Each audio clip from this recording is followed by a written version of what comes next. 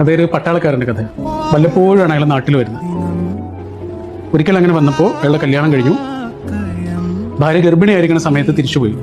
വർഷങ്ങൾ കഴിഞ്ഞിട്ട് വരുമ്പോഴാണ് അയാൾ അറിയുന്നത് അയാളുടെ ഭാര്യ പ്രസവിച്ചു എന്നും 2 കുഞ്ഞുങ്ങളെ കിട്ടിയെന്നും. പക്ഷെ ആ പ്രസവത്തിൽ അയാളുടെ പ്രിയപ്പെട്ടവളെ നഷ്ടപ്പെട്ടുവെന്നും. ഒരേപോലെയുള്ള കുഞ്ഞുങ്ങൾ.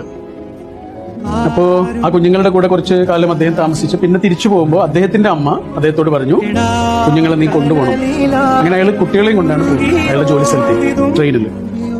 ആ ട്രെയിനിൽ വെച്ച് കുട്ടികൾക്ക് 2 പേർക്കും പനി പിടിച്ച് ഒരു കുട്ടി മരിച്ചു. അപ്പൊ അന്നൊരു നിയമമുണ്ട്, ഒരു രാജ്യത്തിൽ നിന്ന് മറ്റൊരു രാജ്യത്തേക്ക് ഡെഡ് ബോഡി കൊണ്ടുപോകാൻ പറ്റും. അപ്പൊ ട്രെയിനിലെ ഉദ്യോഗസ്ഥർ വന്നിട്ട് അദ്ദേഹത്തോട് പറഞ്ഞു, അത് പറ്റാത്തതുകൊണ്ട് നമ്മളൊരു പാലത്തിന്റെ മുകളിലൂടെ പോകുന്ന സമയത്ത് കുട്ടിയെ പുഴയിലേക്ക് എറിയണം, ഈ ഡെഡ് ബോഡി പുഴയിലേക്ക് എറിയണം.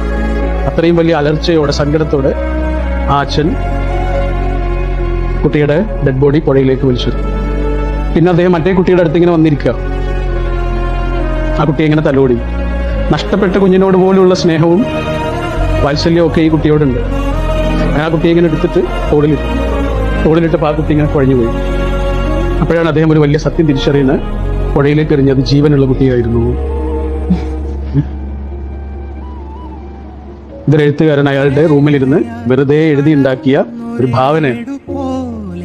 പക്ഷേ 100 കൊല്ലങ്ങൾക്കിപ്പുറത്തും നമ്മൾ ആ കഥ കേട്ട് എന്തെങ്കിലും ഒന്ന് നമ്മുടെ ഉള്ളിൽ സംഭവിക്കുന്നുണ്ടെങ്കിൽ അതാണ് ആർട്ടിന്റെ, കലയുടെ മഹാശക്തി എന്ന് പറയുന്നത്. അതൊരു പട്ടാളക്കാരന്റെ കഥ. വല്ലപ്പോഴാണ് അയാൾ നാട്ടിൽ വരുന്നത്. ഒരിക്കൽ അങ്ങനെ വന്നപ്പോൾ അയാളുടെ കല്യാണം കഴിഞ്ഞു. ഭാര്യ ഗർഭിണിയായിരിക്കുന്ന സമയത്ത് തിരിച്ചുപോയി. വർഷങ്ങൾ കഴിഞ്ഞിട്ട് വരുമ്പോഴാണ് അയാൾ അറിയുന്നത് അയാളുടെ ഭാര്യ പ്രസവിച്ചു എന്നും 2 കുഞ്ഞുങ്ങളെ കിട്ടിയെന്നും.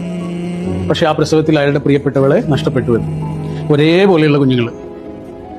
അപ്പോ ആ കുഞ്ഞുങ്ങളുടെ കൂടെ കുറച്ച് കാലം അദ്ദേഹം താമസിച്ചു. പിന്നെ തിരിച്ചു പോകുമ്പോൾ അദ്ദേഹത്തിന്റെ അമ്മ അദ്ദേഹത്തോട് പറഞ്ഞു, കുഞ്ഞുങ്ങളെ നീ കൊണ്ടുപോകണം. അങ്ങനെ അയാൾ കുട്ടികളെയും കൊണ്ടാണ് പോകുന്നത് അയാളുടെ ജോലി സ്ഥലത്തേക്ക്, ട്രെയിനിൽ. ആ ട്രെയിനിൽ വെച്ച് കുട്ടികൾക്ക് 2 പേർക്കും പനി പിടിച്ച് ഒരു കുട്ടി മരിച്ചു. അപ്പൊ അന്നൊരു നിയമമുണ്ട്, ഒരു രാജ്യത്തിൽ നിന്ന് മറ്റൊരു രാജ്യത്തേക്ക് ഡെഡ് ബോഡി കൊണ്ടുപോകാൻ പറ്റും. അപ്പൊ ട്രെയിനിലെ ഉദ്യോഗസ്ഥർ വന്നിട്ട് അദ്ദേഹത്തോട് പറഞ്ഞു, അത് പറ്റാത്തതുകൊണ്ട് നമ്മളൊരു പാലത്തിന്റെ മുകളിലൂടെ പോകുന്ന സമയത്ത് കുട്ടിയെ പുഴയിലേക്ക് എറിയണം, ഈ ഡെഡ് ബോഡി പുഴയിലേക്ക് എറിയണം. അത്രയും വലിയ അലർച്ചയോടെ സങ്കടത്തോടെ ആ അച്ഛൻ കുട്ടിയുടെ ഡെഡ് ബോഡി പുഴയിലേക്ക് വലിച്ചു. പിന്നെ അദ്ദേഹം മറ്റേ കുട്ടിയുടെ അടുത്ത് ഇങ്ങനെ വന്നിരിക്കുക. ആ കുട്ടിയെ ഇങ്ങനെ തലോടി.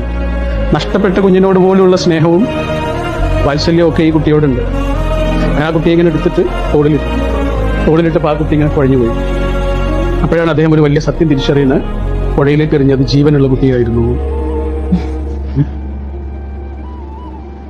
ഇതൊരു എഴുത്തുകാരൻ അയാളുടെ റൂമിലിരുന്ന് വെറുതെ